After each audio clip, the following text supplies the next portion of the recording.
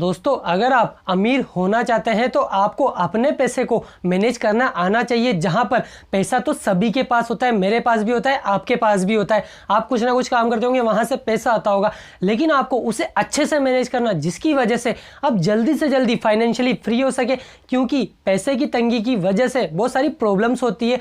आप पैसे के लिए किसी के यहाँ अगर जॉब कर रहे हो तो आपको बहुत सी बार ऐसे काम भी करने पड़ते हैं जिनको करने की आपकी मन की इच्छा बिल्कुल भी नहीं होती, लेकिन आपकी कोई मजबूरी होती है कि यार मेरी फैमिली को चलाना है, पैसे की आवश्यकता है, तो आपको मजबूरी में कोई ना कोई जॉब करनी पड़ती है, कोई ना कोई काम करना पड़ता है। तो प्लीज़ यार दोस्तों, मैं आपको यही हमेशा बताता रहता हूँ कि अपनी फाइनेंशियल प्लानिंग करते रहिए। फाइनेंशियल एजुकेशन से रिलेटेड मैं आपको वीडियोज़ देता रहता हूँ। यार मैं भी अपनी फाइनेंशियल प्लानिंग करता हूँ, मैं भी कोई एक्सपर्ट नहीं हूँ, मैं भी धीरे धीरे सीखता हूँ और आपको बताता रहता हूँ। तो प्लीज़ प्लीज़ प्लीज़ आपसे रिक्वेस्ट है, अपने पैसे को जल्दी से जल्दी मैनेज करना सीख जाइए।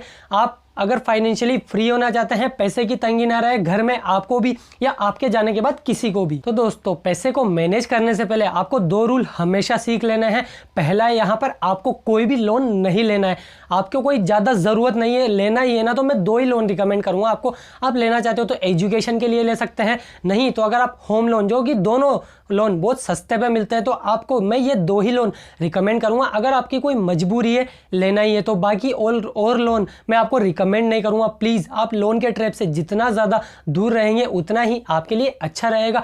दूसरा, यहां पर आपको हमेशा अपना लाइफ इंश्योरेंस करवा के रखना है, और आपका जो अर्निंग मेंबर है, आप खुद हो तो आपका टर्म इंश्योरेंस करवाना है। टर्म इंश्योरेंस में आपको जैसे 20 टाइम्स होता है, तो वो 20 टाइम्स आपकी फैमिली को मिल जाता है आपकी एनुअल सैलरी का।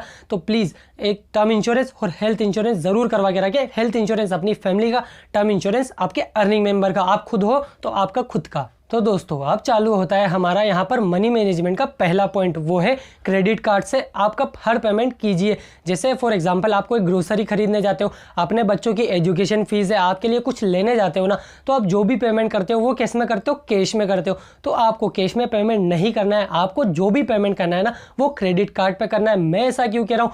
क्योंकि क्रेडिट कार्ड पर आपको कैशबैक भी मिलते हैं, प्लस रिवॉर्ड पॉइंट्स अलग मिलते हैं। साथ ही साथ आप अगर उस पैसे को, जो 45 दिन का क्रेडिट पीरियड मिला, 45 दिन के लिए आपको किसी कंपनी ने 0% इंटरेस्ट पे पैसा दे दिया, ठीक है, तो आप उस पैसे से अपने सेविंग अकाउंट में रख करके इंटरेस्ट कमा सकते हो। कैसे? ज़्यादा जानकारी के लिए हमने ये वीडियो बना रखा है, जाकर देख लीजिए, जहां पर हमने डिटेल में बताया है कि क्रेडिट कार्ड से एक्स्ट्रा अर्निंग कैसे कर सकते हो। मैं खुद करता हूं, तो आप भी प्लीज़ इस ट्रिक को ज़रूर फॉलो करें।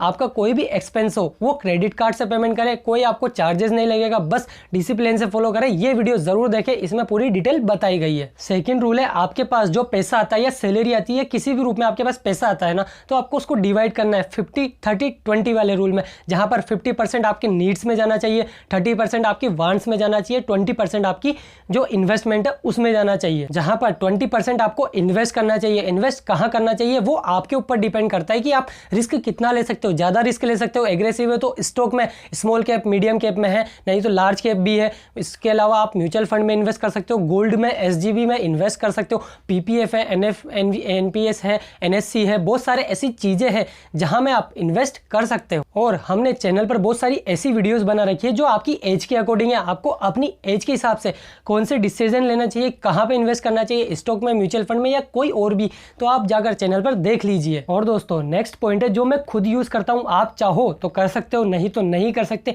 क्योंकि ये बेस्ट पॉइंट है। मैं यहाँ पर कुछ % जो इन्वेस्ट करता हूँ वो करता हूँ मैं बुक्स रीड करने में, जो यहाँ पर एक्चुअल लाइफ से रिलेटेड बुक्स होती है, फाइनेंशियल एजुकेशन से रिलेटेड या किसी भी चीज़ से रिलेटेड जिसमें आपका इंटरेस्ट है ना, उन चीज़ से रिलेटेड आप बुक्स पढ़िए। तो आप बुक्स में जितना ज़्यादा इन्वेस्ट करना चाहो, जितनी ज़्यादा आपकी नॉलेज बढ़ेगी, उतना ही ज़्यादा पैसा कमा पाओगे। तो आप बुक में भी इन्वेस्ट कर सकते हो। और नेक्स्ट रूल है जिसकी वजह से हमारे बहुत से व्यूअर एग्री करेंगे, बहुत से व्यूअर एग्री नहीं करेंगे, क्योंकि सभी की मानसिकता अलग होती है। तो वो क्या है? वो है यहाँ पर डोनेशन।